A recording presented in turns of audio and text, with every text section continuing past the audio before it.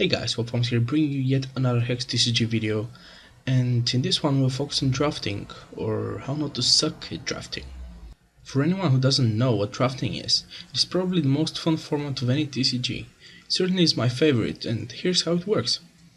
Imagine a round table, 8 players sit around it, and each player gets 3 booster packs.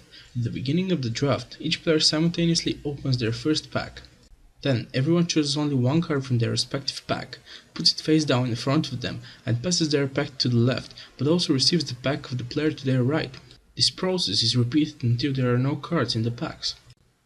After that, the second and the third packs are opened, following the same procedure.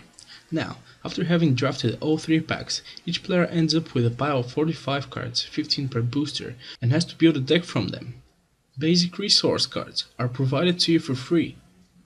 After you build your deck, you get to play against some of the other 7 players who drafted with you, depending on the tournament structure. Okay, now that you know what drafting is, let's talk about drafting strategy. In drafting, there are strategies or ways to build your deck called archetypes. From what we've seen so far in terms of card spoilers and gameplay previews, there are several archetypes already revealed. For example, the Dwarven Artifact deck, where you try to get as many cards as possible that synergize well with artifacts and use them to gain advantage over your opponent. Or the Shinhair archetype, where you create a lot of smaller troops, but then boost them all with other cards and overwhelm your opponent. The most important thing here is that your deck is focused in some way, and is not just a pile of random cards. It should have a purpose and a clear way to win.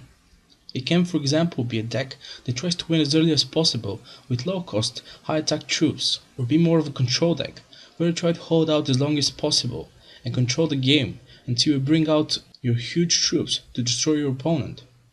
Now, let's talk a little bit about your resource base. This is something a lot of players have trouble figuring out. In draft, your deck needs to be a minimum of 40 cards and should almost always be that number. A safe split between spells and resources is 23 to 17, that being 23 spells and 17 resources, but in some cases it can be 22 to 18 or 24 to 16. If your deck has a lot of troops that cost 5 or more, you should consider running 18 resources, but if your deck consists of mostly low cost troops, consider running 16 resources instead. Again, 17 resources is a very safe bet, and your player should stick to that number at first.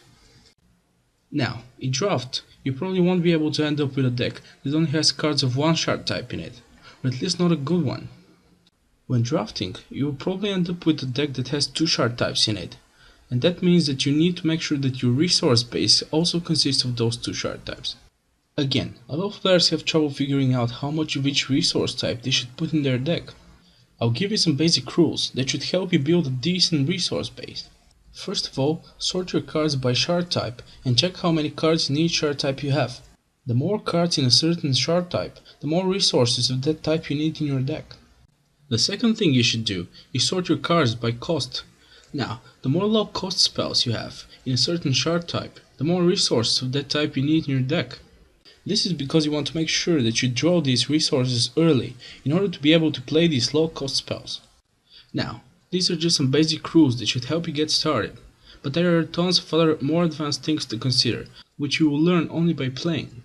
Also, if you check my card preview videos, I do a review of each card separately, so that should give you some indicators of how powerful cards are and whether they are worth a spot in your deck. That's all for now, guys. If you enjoyed this content, please remember to rate, comment and subscribe.